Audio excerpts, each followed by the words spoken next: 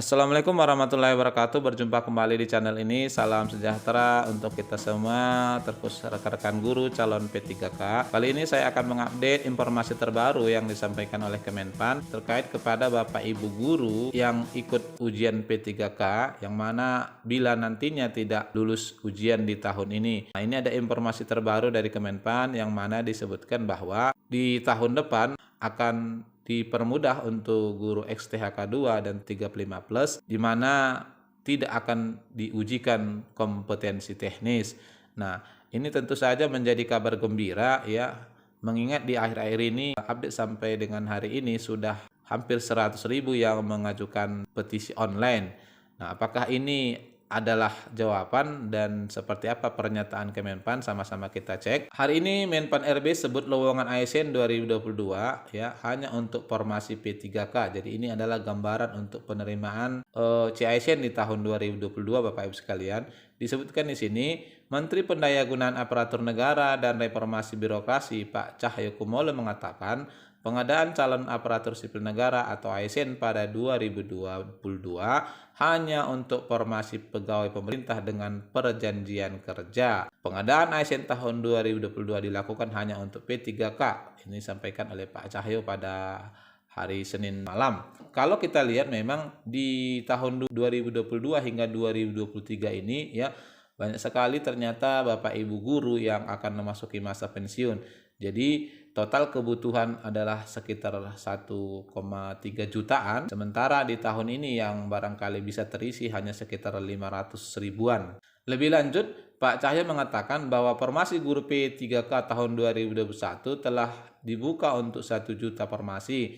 Namun setelah melalui seleksi hanya terdapat 507.848 formasi guru P3K. Pada tahun 2022 sisa formasinya akan dibuka kembali untuk diusulkan oleh pemerintah daerah katanya. Nah, ini nanti tentu untuk daerah-daerah yang tahun ini belum buka, maka di tahun depan sudah akan mulai dibuka. Misalnya Provinsi Sumatera Utara, kemudian ada Jambi, dan beberapa daerah lainnya. Dilanjutkan, pemerintah juga akan membuka formasi guru agama di sekolah negeri karena pada tahun 2021 hanya sekitar 22.000 formasi yang dialokasikan. Sementara itu, formasi guru PPPS tersebut juga berpotensi untuk dialokasikan bagi THK 2 memenuhi syarat dengan kebijakan afirmasi yang lebih berpihak kepada guru THK 2 daripada guru honorer lainnya. Ini catatannya Bapak Ibu sekalian. Misalnya, dengan tidak mensyaratkan seleksi kompetensi teknis atau cukup dengan seleksi kompetensi manajerial, sosial, kultural, dan wawancara, sehingga peluang kelulusannya sangat besar. Nah, inilah janji Kemenpan RB ya di tahun 2022 yang barangkali juga menjadi sebuah evaluasi terhadap pelaksanaan ujian P3K di tahun ini, yang mana banyak desakan yang muncul termasuk dari peserta ujian sendiri, sehingga muncul petisi online seperti yang saya sampaikan tadi, dan dukungan dari beberapa anggota DPR nanti kita akan lihat di belakang. Ditambahkan oleh Pak Cahyo, dari data sementara hasil seleksi guru P3K tahun 2021 menunjukkan lebih dari 98% peserta dapat melampaui nilai ambang batas atau passing grade di seleksi kompetensi manajerial, sosial, kultural, dan wawancara. Ya, ini barangkali betul Bapak Ibu sekalian. Secara umum saya lihat untuk kompetensi manajerial, sosial, kultural, dan wawancara, peserta ujian tahun 2021 ini lulus. Namun persoalannya adalah di kompetensi teknis. Dilanjutkan beliau, meski demikian masih terdapat guru THK 2 yang berpendidikan di bawah lulusan sarjana atau S1 sehingga tidak memenuhi syarat sebagai guru seperti diatur dalam Undang-Undang Nomor 14 Tahun 2005 tentang guru dan dosen. Nah, jadi bagi Bapak Ibu yang memang sampai sekarang belum memenuhi syarat S1 ya, masih ada 1 tahun barangkali sebelum nanti dibuka perekrutan di tahun depan.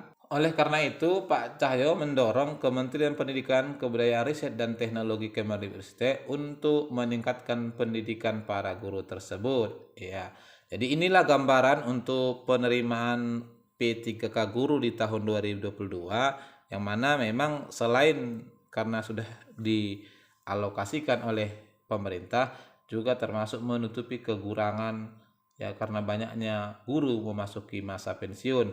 Nah, lalu terkait dengan petisi online dari peserta ujian P3K 2021 ini, ya tuntutannya di sini adalah tambahan afirmasi untuk guru berdasarkan masa kerja dan NUPTK. Terhitung sampai hari Senin semalam sudah 88.033 yang sudah menandatangani petisi online. Yang mana isi petisi online itu adalah seperti ini Bapak sekalian yang kami hormati. Jadi di sini ada 6 yang ditujukan petisi online-nya. Presiden Joko Widodo, Mendikbudristek, Dirjen GTK, Menpan RB, anggota Komisi 2 dan 10 DPR RI yang membidangi tentang pendidikan, kemudian Ketua Umum PB PGRI. Pertama-tama isi suratnya kami sampaikan terima kasih telah memulai TUK P3K yang terkesan jauh berbeda dengan persiapan rekan-rekan yang mengikuti seleksi kompetensi dasar CPNS ya. Banyak perubahan-perubahan yang dilakukan ya sejak mulai dari awal ya perpal ijazah hingga kemudian pemenuhan formasi dan batasan-batasan terhadap formasi yang boleh dilamar oleh guru. Tentu ini juga ternyata di lapangan mengakibatkan ada beberapa guru yang terkendala karena tidak sesuai dengan Juknis Permenpan nomor 28 tahun 2021 sehingga walaupun PG di tahap 1 ini karena memang bukan sekolah induk dan sekolah induk yang dilamar ternyata memiliki guru di sana, akibatnya adalah tidak diikut sertakan ya, karena merupakan kelompok B, sementara kelompok A dan kelompok B sesuai Juknis tidak bisa digabung. Lalu yang berikut ini tuntutannya adalah afirmasi kepada guru honor XK2 yang mulanya 10% ini atau 50 poin ya diusulkan ditambah menjadi 25% atau minimal 125 poin ya, betul ya. Kalau 125 poin menurut perhitungan yang kemarin kita lakukan ya, menurut saya memang semua guru-guru honorer itu sudah melampaui PG. Lalu afirmasi kepada guru honor usia 35 plus yang mulanya 15% atau 75 poin, nah ditambah menjadi 30% atau 150 poin. Ya inilah tuntutannya Bapak Ibu sekalian ya. Sehingga dalam hal ini setelah ada usulan ini tentu hasil nanti tergantung perangkingan. Lalu yang berikut tuntutan rekan-rekan sekalian adalah afirmasi kepada guru honor yang sudah mengabdi dan memiliki NUPTK. Ini juga diusulkan dengan penambahan minimal 10 poin. Artinya dihargai Bapak Ibu sekalian. Jadi kalau kita lihat sini guru-guru honor hanya meminta penghargaan. Nah, di sini ada tanda tangan petisi. Hingga hari ini sudah ada beberapa anggota DPR yang menyetujui, yang mana sebelumnya Ketua Komisi 10 DPR Pak Saiful Huda juga akan menindaklanjuti permintaan guru honorer ini ya terkait dengan petisi dan tuntutan dari rekan-rekan sekalian sehingga diharapkan terpenuhi dan di tahap 1 ini bisa mencapai passing grade. Itu disampaikan oleh Pak Khairul beberapa hari yang lalu yang mana dijanjikan akan memanggil pihak Kemendikbud untuk menjelaskan terkait protes dari ribuan guru honorer pelaksanaan P3K.